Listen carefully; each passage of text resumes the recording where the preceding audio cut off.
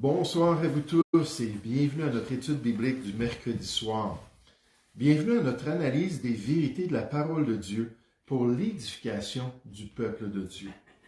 Ce soir, nous voulons considérer ce que les Écritures disent concernant le royaume à venir. Le royaume à venir. Nous voulons examiner les vérités de la parole sur le règne millénaire de Christ dans ce monde. Nous voulons continuer de lui demander fidèlement que ton règne vienne, tout en pensant aux détails prophétiques de ce royaume merveilleux que Dieu nous réserve un jour, alors qu'on va pouvoir être dans sa présence. Et ce soir, en particulier, on veut se concentrer sur les autorités justes et intègres qui serviront sous le Seigneur pendant son règne millénaire, des gouverneurs et des dirigeants qui vont vraiment chercher le bien du peuple et du royaume durant ce temps béni parmi les hommes, durant cet âge d'or de la race humaine dans ce monde à venir. Et voir quel contraste, n'est-ce pas, avec ce qu'on voit aujourd'hui, avec ce qu'on expérimente aux mains des autorités de notre monde, en face des agissements de ceux qui sont élevés en dignité sur la planète et qui sont loin d'être justes et intègres dans leur gestion de la race humaine. Comprenez que le plan de Dieu et la conduite de l'homme sont souvent bien opposés. Mais la justice va exister un jour dans notre monde, comme ce pourrait être le cas aujourd'hui si la société et les dirigeants suivaient la parole de Dieu et obéissaient au Dieu de la parole, parce que dans les Écritures, le Seigneur a déjà présenté sa volonté pour les autorités de ce monde. Il a dit dans 1 Pierre, chapitre 2, au verset 14, que les autorités parmi les hommes doivent punir les malfaiteurs et approuver les gens de bien. Dans le plan de Dieu, puis dans la volonté du Seigneur à travers l'histoire, il voulait que les autorités dans notre monde punissent les malfaiteurs et qu'ils puissent approuver les gens de bien. Et malheureusement, ce n'est pas arrivé souvent dans l'histoire. Et certainement que ça ne se produira pas durant la grande période d'apostasie qu'on appelle la tribulation, loin de là, mais un jour, durant ce règne béni de notre Dieu, alors les dirigeants parmi les hommes seront intègres, justes et droits. Et j'aimerais qu'on puisse voir ça dans les Écritures. J'aimerais qu'on puisse se tourner dans un passage prophétique du prophète Ésaïe au chapitre 32. Le livre du prophète Ésaïe dans l'Ancien Testament au chapitre 32. Et dans le contexte du livre prophétique, on voit qu'il y a une double signification à la prophétie. Une prophétie qui allait s'accomplir à l'époque d'Ésaïe dans le règne d'Ézéchias, et une prophétie surtout, d'après les détails qui sont donnés, qui allait se produire bien longtemps après, lorsqu'un descendant de David, le Messie lui-même, allait régner éternellement dans ce monde. Dans Ésaïe chapitre 32, on nous dit au verset 1, « Alors, le roi régnera selon la justice, et les princes gouverneront avec droiture. Chacun d'eux sera comme un abri contre le vent, et un refuge contre la tempête, comme des courants d'eau dans un lieu desséché, comme l'ombre d'un grand rocher dans une terre altérée. Les yeux de ceux qui voient ne seront plus bouchés, et les oreilles de ceux qui entendent seront attentives. Le cœur des hommes légers sera intelligent pour comprendre, et la langue de ceux qui balbutient parlera vite et nettement. On ne donnera plus à l'insensé le nom de noble, ni au fourbe celui de magnanime, car l'insensé profère des folies et son cœur s'adonne au mal pour commettre l'impiété et dire des faussetés contre l'Éternel. Puis Ésaïe en a beaucoup parlé, et surtout concernant les chefs du peuple juif, les dirigeants, autant les prophètes, autant les sacrificateurs, autant les rois, ceux qui étaient élevés en dignité à cette époque-là, qui étaient vraiment loin de la volonté de Dieu. Puis là, il dit comme contraste à ces gens-là, il va venir un règne extraordinaire où Dieu va permettre que la justice habitent sur la terre. Les âmes, verset 7, du fourbe sont pernicieuses. Ils forment de coupables desseins, des objectifs mauvais pour perdre les malheureux par des paroles mensongères, même quand la cause du pauvre est juste. Mais celui qui est noble forme de nobles desseins, et il persévère dans ses nobles desseins. Alors, en pensant à ce royaume à venir, le royaume millénaire de Christ, et à ses dirigeants justes et droits parmi les hommes, on doit nécessairement commencer notre analyse avec la venue du grand roi de toutes les nations. Le grand roi à venir sur toutes les nations. Le grand dirigeant qui dominera sur toute la terre. Le prince de paix qui changera toutes choses par sa présence et par son influence souveraine parmi les hommes. Celui-là seul qui pourra initier l'âge d'or de l'expérience de l'homme dans ce monde, le roi des rois et le seigneur des seigneurs, qui régnera avec puissance parmi les nations.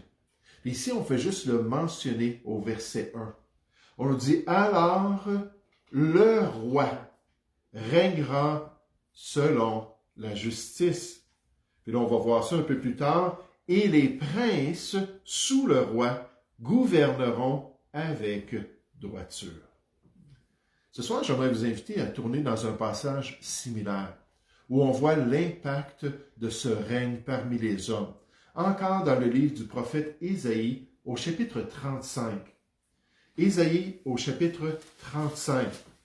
Alors qu'on nous donne quelques détails de plus concernant qui est ce roi, qui sera visible aux yeux de tous, qui aura un impact sur toutes les nations, qui régnera avec une verge de fer pour amener la justice de Dieu parmi les hommes. Au verset 1, on nous dit, le désert et le pays aride se réjouiront.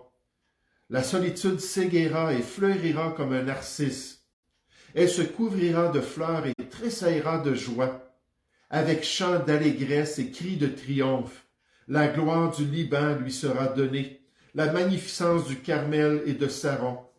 Ils verront la gloire de l'Éternel, la magnificence de notre Dieu, comme contraste avec les rois païens, avec la captivité du peuple. Un jour, le peuple allait être sous son Dieu. À 50 reprises, on voit une prophétie dans l'Ancien Testament qu'on appelle la prophétie aux 3 paliers, où Dieu dit « Je serai leur Dieu, ils seront mon peuple, et j'habiterai au milieu d'eux. » À 50 reprises, Dieu répète ça dans l'Ancien Testament comme l'espérance même du peuple, d'un jour voir leur Dieu face à face et pouvoir être dans sa présence alors qu'il va régner sur les nations. Verset 4.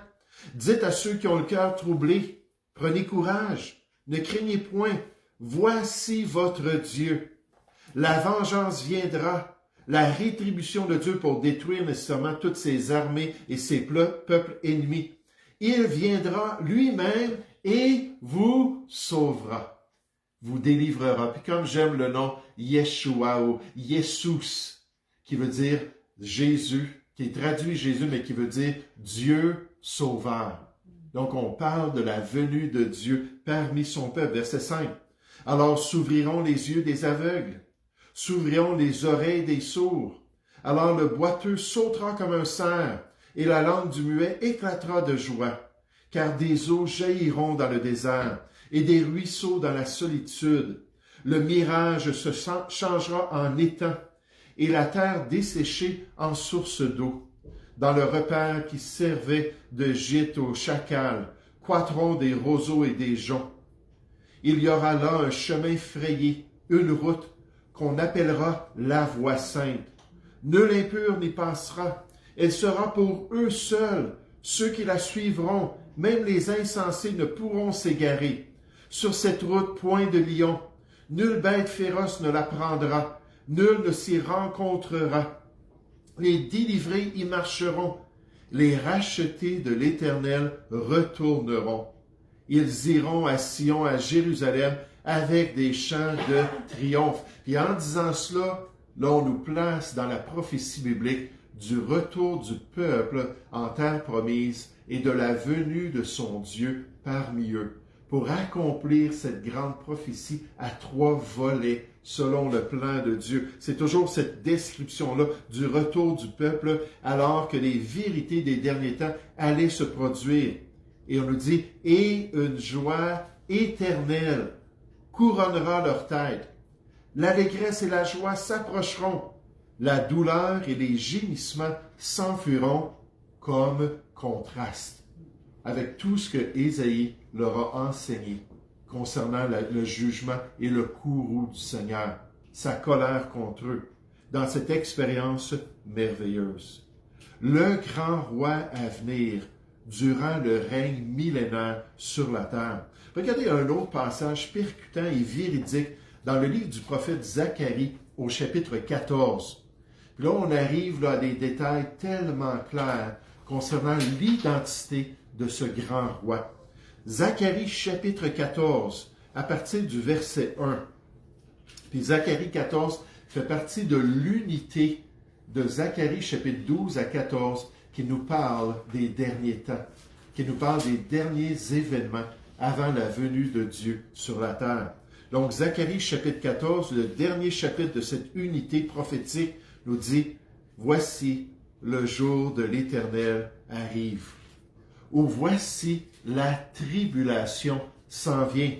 Voici le trouble de Jacob ou du peuple juif. Ce sont tous des synonymes dans l'Ancien Testament.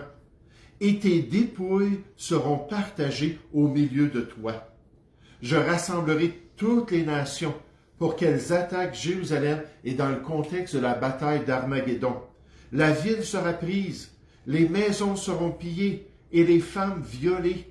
La moitié de la ville ira en captivité, mais le reste du peuple ne sera pas exterminé de la ville.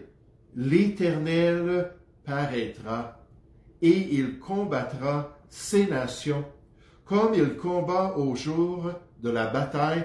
Et dans le chapitre 12, alors que l'Éternel parle de cette venue-là pour délivrer le peuple et détruire les ennemis de Dieu, il dit que le peuple vont le reconnaître comme celui qu'ils ont percé.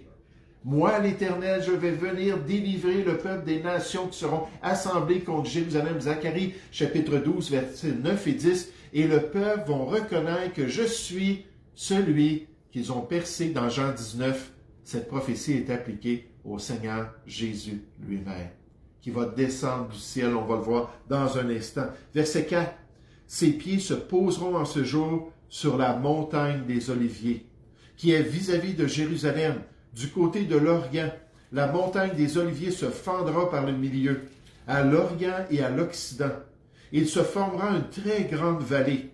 Une moitié de la montagne reculera vers le septentrion et une moitié vers le midi. Vous, les survivants du peuple. Parce que dans Zacharie 13, 8, on nous dit que le 2/3 vont périr ou être amenés en captivité parmi les nations. Et c'est le dernier tiers qui va être éprouvé et qui va pouvoir reconnaître que l'Éternel était son Dieu. Et ça va être cette œuvre-là au niveau du tiers des Juifs qui vont survivre à la tribulation. On nous dit, car la vallée des montagnes s'étendra jusqu'à Hatzel. Vous fuirez comme vous avez fui devant le tremblement au temps d'Osias, roi de Juda. Et l'Éternel, mon Dieu, viendra et tous ses saints avec lui. Oups, là on vient de souligner qu'il va y avoir des administrateurs, qu'il va y avoir des gouverneurs, qu'il va y avoir des dirigeants qui vont se joindre à lui pour accomplir ça. Verset 6. En ce jour-là, il n'y aura point de lumière. Il y aura du froid et de la glace.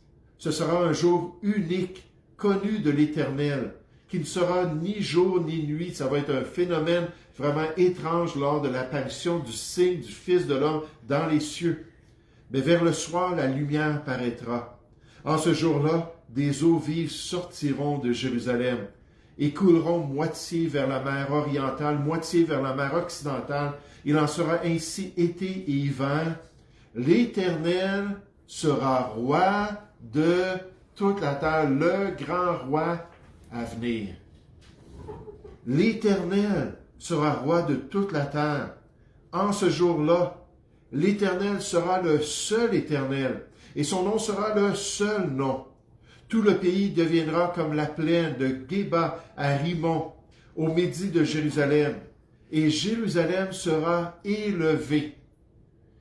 Ésaïe 2 et Michée 4 semblent indiquer que Jérusalem sera située sur la plus haute montagne de ce royaume, la plus haute montagne du monde, et c'est là qu'on va trouver Jérusalem.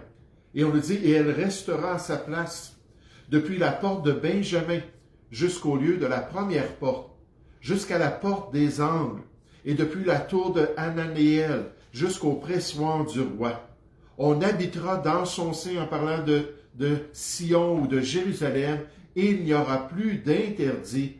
Jérusalem sera en sécurité, à cause de la venue du grand roi sur la terre. Oh, que ton règne vienne ici-bas. Seigneur, que tu puisses enfin amener la justice avec toi. Maintenant, j'aimerais vous faire remarquer que lorsqu'on parle de ces détails du royaume et de la venue du grand roi, que les Écritures spécifient que le grand roi ne règnera pas seul. Le grand roi amènera avec lui des dirigeants qui seront justes et qui seront sous son autorité. Des gouverneurs, des politiciens, on pourrait dire, des gérants de ce nouveau monde qui vont faire le bien, qui vont être une bénédiction pour toutes les nations des hommes sur la terre. Et c'est ce qu'on s'attendrait de politiciens, c'est ce qu'on s'attendrait de gens élevés en dignité, qu'ils soient là, qu'ils soient placés sur les nations pour servir le peuple, et pour amener le bien parmi le peuple. Mais malheureusement, ça n'a pas souvent été le cas. Et ici, on nous présente encore dans Ésaïe chapitre 32, si vous pouvez tourner, cette réalité-là spirituelle. Puis remarquez la belle description. Ésaïe chapitre 32 au verset 1. On nous dit alors, le roi régnera selon la justice. Gloire à Dieu. Et les princes gouverneront avec droiture. Chacun d'eux, en parlant de ses autorités, en parlant de ses politiciens, en parlant de ses gouverneurs, chacun d'eux sera comme l'abri contre le vent. Là, on peut penser au peuple qui a passé à travers toutes ces souffrances aux mains des païens, qui ont cherché à se sauver pour pouvoir survivre lors des grandes persécutions.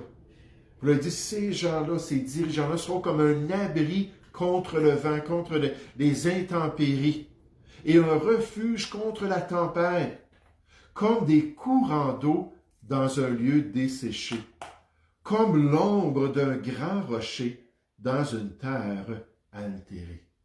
À cause de la justice et de la droiture qui vont régner dans ce monde merveilleux, sous le roi des rois et le Seigneur des seigneurs. Un auteur nous dit, l'ère future sera caractérisée par la droiture et la justice. Gloire à Dieu. Le roi, les dirigeants et même le peuple se préoccuperont de la recherche de la sagesse d'en haut. L'homme sage sera béni en ce qu'il présentera la bénédiction même de Dieu, étant comparé à un abri, un refuge, des ruisseaux d'eau dans le désert, de l'ombre pour les hommes. Le peuple de Dieu ne sera plus caractérisé par la surdité et la cécité, mais tous entendront, verront et agiront conformément à la parole de Dieu. Ils se hâteront de faire sa volonté sur la terre, contrairement au passé où ils se hâtaient de faire leur propre volonté. Dans leur recherche de la sagesse de Dieu, ils haïront la folie et la méchanceté. Le sage poursuivra ce qui est noble.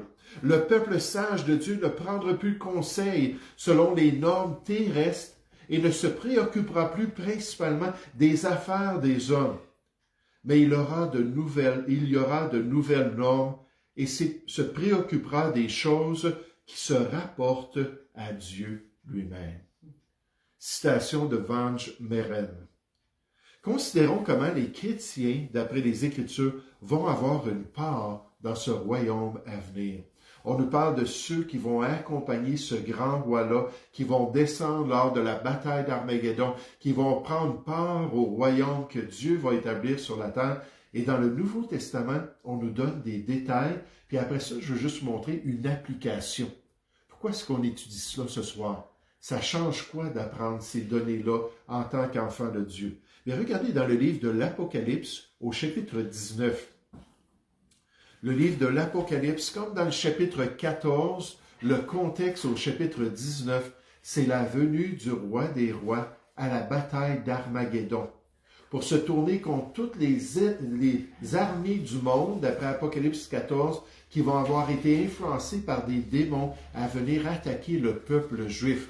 Puis il y a toutes sortes de prophéties dans les Écritures concernant les différentes avenues que les nations vont prendre pour attaquer Jérusalem. Puis un des endroits, c'est dans cette vallée-là d'Armageddon. Puis on nous dit au verset 11 d'Apocalypse, chapitre 19. « Puis je vis le ciel ouvert, et voici parut un cheval blanc. Celui qui le montait s'appelle Fidèle et Véritable. Il juge et combat avec justice. » On continue, verset 12. « Ses yeux étaient comme une flamme de feu, et sur sa tête étaient plusieurs diadèmes de l'autorité de Dieu. Il avait un nom écrit que personne ne connaît, si ce n'est lui-même. Et il était revêtu d'un vêtement teint de sang. Son nom est la parole de Dieu. » Jean 1.1 et Jean 1.14 nous disent que c'est le Seigneur Jésus. Les armées qui sont dans le ciel le suivaient sur des chevaux blancs. Puis quand on voit ça dans les Écritures, il y a non seulement les créatures angéliques, les anges de Dieu, alors que Christ va apparaître dans une flamme de feu avec la puissance angélique de son Père, mais en plus de ça, il y a ces dirigeants-là et ces croyants-là de l'Église qui vont venir avec lui. On a dit de sa bouche sortait une épée aiguë pour frapper les nations. Il les pètera avec une verge de fer. Il foulera la cuve du vin de l'ardente colère du Dieu Tout-Puissant, parce que c'est la fin de la tribulation. Et la tribulation, c'est la période de la colère de Dieu. Apocalypse 15, au verset 1. Il avait sur son vêtement et sur sa cuisse un nom écrit, Roi des rois et Seigneur des seigneurs, qui est appliqué à l'Éternel et dans le Nouveau Testament au Seigneur Jésus. Et je vis un ange qui se tenait dans le soleil. Il cria d'une voix forte, disant à tous les oiseaux qui volaient au milieu du ciel, « Venez, rassemblez-vous pour le grand festin de Dieu, afin de manger la chair des rois, la chair des chefs militaires, la chair des puissants, la chair des chevaux et de ceux qui les montent, la chair de tous, libres et esclaves, petits et grands. Et je vis la bête, l'Antéchrist, les rois de la terre et leurs armées, rassemblés pour faire la guerre à celui qui était assis sur le cheval et à son armée. Et la bête fut prise, et avec elle le faux prophète, qui avait fait devant elle les prodiges par lesquels il avait séduit ceux qui avaient pris la marque de la bête et adoré son image, et dans ces armées-là, ces gens-là qui allaient être détruits par le Seigneur Jésus. Ils furent tous les deux, l'Antéchrist et son faux prophète, jetés vivants dans l'étang ardent de feu et de soufre, et les autres furent tués par l'épée qui sortait de la bouche de celui qui était assis sur le cheval, et tous les oiseaux se rassasièrent de leur chair. Mais c'est pas fini, parce qu'un royaume juste pourra alors être établi une fois que la résistance va être anéantie, une fois que l'ennemi et ses forces vont être détruits sur toutes les nations du monde, et on voit ça dans Apocalypse chapitre 20, verset 1. Puis je vis descendre du ciel un ange qui avait la clé de l'abîme et une grande chaîne dans sa main. Il saisit le dragon, le serpent ancien qui est le diable et Satan, et le lia pour 1000 ans. Et alors l'âge d'or de l'homme va pouvoir enfin être établi sur la terre. Verset 3. Il le jeta dans l'abîme, ferma et scella l'entrée au-dessus de lui, afin qu'il ne séduise plus les nations, jusqu'à ce que les 1000 ans soient accomplis. Après cela, il faut qu'il soit délié pour un peu de temps. Et je vis des trônes pour ceux qui allaient diriger sous le Seigneur Jésus. Je vis des trônes pour ces gouverneurs et ces dirigeants du nouveau royaume. Et à ceux qui s'y assirent furent donnés le pouvoir de juger. Et je vis les âmes de ceux qui avaient été décapités à cause du témoignage de Jésus et à cause de la parole de Dieu, de ceux qui n'avaient pas adoré la bête ni son image et qui n'avaient pas reçu la marque sur leur front et sur leurs mains, donc les croyants de la tribulation, les premiers à s'asseoir sur les trônes. Moi, je crois que c'est les croyants de l'Église. On va aller voir ça ailleurs dans l'Apocalypse. Puis ensuite, ceux de la tribulation qui sont ressuscités.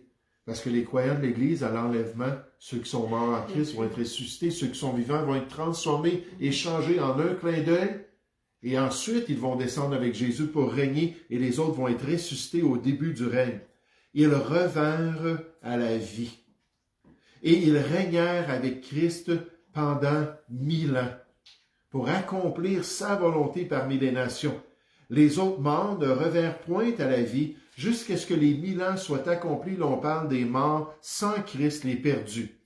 C'est la première résurrection. Heureux, bénis et saints ceux qui ont part à la première résurrection.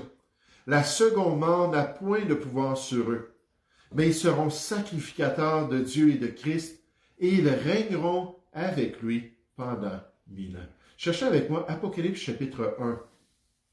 Apocalypse chapitre 1, je vais vous faire remarquer qu'on inclut les croyants de l'Église dans ce règne-là avec Christ. Apocalypse chapitre 1 au verset 1. Apocalypse 1 nous dit « Révélation de Jésus-Christ, que Dieu lui a donné pour montrer à ses serviteurs, dans le contexte, c'est à travers Jean, puis nécessairement aux églises de l'époque, mais à ses serviteurs les choses qui doivent arriver bientôt, et qu'il a fait connaître par l'envoi de son ange à son serviteur Jean. Celui-ci a attesté la parole de Dieu et le témoignage de Jésus-Christ, soit tout ce qu'il a vu. Heureux celui qui lit, et ceux qui entendent les paroles de la prophétie, et qui gardent les choses qui sont écrites, car le temps est proche. Jean, aux 7 églises qui sont en Asie, évidemment, je vous partage ça à vous, les chrétiens, pour que vous sachiez ces choses-là. Que la grâce et la paix vous soient données de la part de celui qui est, qui était et qui vient, et de la part des 7 esprits qui sont devant son trône, et de la part de Jésus-Christ, le témoin fidèle, le premier-né des morts, le prince des rois de la terre, Jésus, on nous dit à celui qui nous aime, nous les chrétiens, dans le contexte, celui qui nous a délivrés de nos péchés, et qui a fait de nous un royaume. Dans certaines versions francophones, anglophones, italiennes, allemandes, ils disent « et qui a fait de nous des rois ». Parce qu'il y a ces deux aspects-là du mot basileia dans l'original. C'est soit le royaume ou les rois. Et pour moi, ça ne fait pas de différence parce que d'être un royaume et des sacrificateurs, comme nous dit plus loin, pour Dieu notre Père, ça implique qu'on va aussi régner. Que nous allons être les premiers à nous asseoir sur ces trônes-là d'autorité, les co-gérants, les vice-rois du roi des rois et du Seigneur des seigneurs, qui fera de nous des sacrificateurs pour Dieu son Père. À lui soit la gloire et la puissance au siècle des siècles. Amen. Juste pour confirmer cette interprétation. Dans Apocalypse 5 au verset 10, on nous dit « Tu as fait d'eux ». Dans le contexte, on nous parle des croyants qui sont dans la présence de Dieu. « Tu as fait d'eux un royaume et des sacrificateurs pour notre Dieu, et ils régneront sur la terre. » Apocalypse 5 au verset 10. Donc, ça démontre que d'être un royaume et des sacrificateurs, ça implique qu'on va un jour régner sur la terre. Alors, dans la prophétie d'Ésaïe, qui décrit le royaume merveilleux de Christ à venir, on présente premièrement le grand roi. Le grand roi qui va régner sur toute la terre. Le Messie qui va diriger les affaires de toutes les nations. Le seul qui est digne, le seul qui est en mesure, qui a la capacité. Puis je veux juste penser au faux Christ, à l'Antéchrist, qui va essayer de gérer les nations. Et comme ça va être difficile pour lui. Étant un homme possédé et un homme puissant par le malin, mais qui n'aura pas le caractère du Seigneur Jésus-Christ pour accomplir cela. Et gloire à Dieu pour ce grand roi, pendant tout ce millénaire-là, qui va régner de manière exemplaire dans ce monde.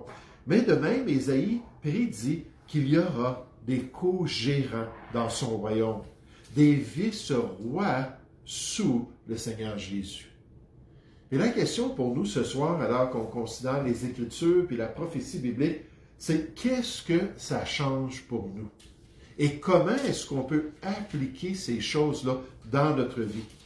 Comment est-ce qu'on peut se préparer pour ce règne à venir et s'assurer d'avoir part au règne que Dieu veut pour ses enfants? Je vais faire du ménage. Tu vas faire du ménage, c'est très bien. Comment est-ce qu'on peut avoir une plus grande part dans cette période merveilleuse de l'âge d'or sur la terre? Puis comment est-ce qu'on peut se garantir de la meilleure position que Dieu désirait pour nous dans son royaume? Et vous savez, la réponse est très simple, et c'est mon troisième point. Servons fidèlement et avec zèle pendant que nous sommes ici. Servons fidèlement, sans se relâcher, jusqu'à la ligne d'arrivée, puis avec zèle pour le Seigneur.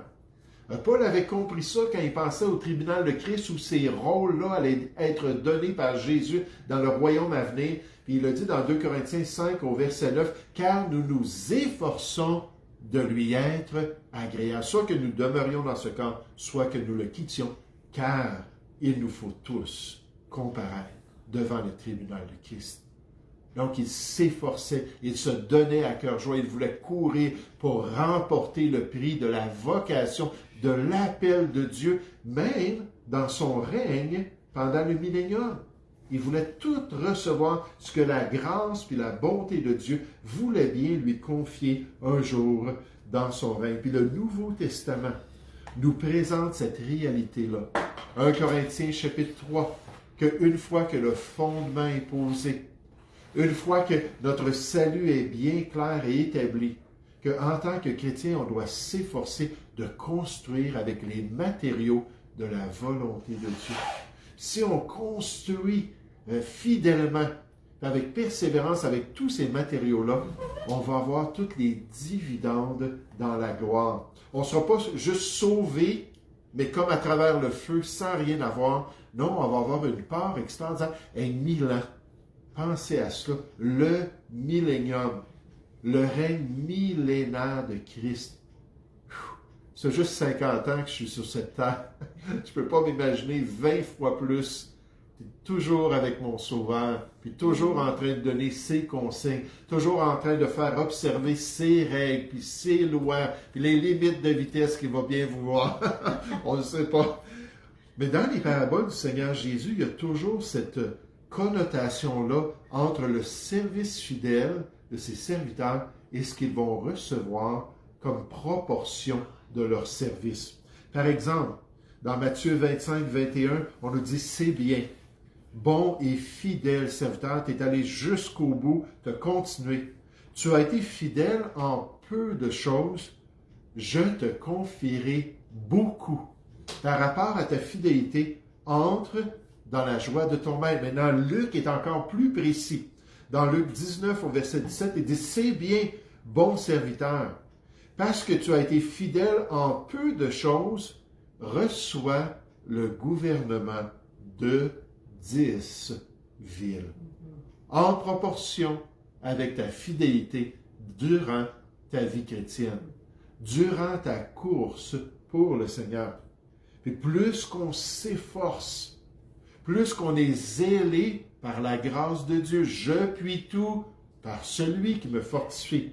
Plus qu'on pratique ces œuvres qu'il a préparées d'avance dans notre pèlerinage ici-bas, plus que pendant ce royaume-là à venir, que ton règne vienne, Seigneur, mais pendant ce royaume-là, qu'on aura des tâches qui vont nous être confiées pour qu'on puisse le glorifier encore, mais dans un monde merveilleux, sans vieille nature, avec toute la capacité de Dieu et avec toute la joie des serviteurs de Dieu.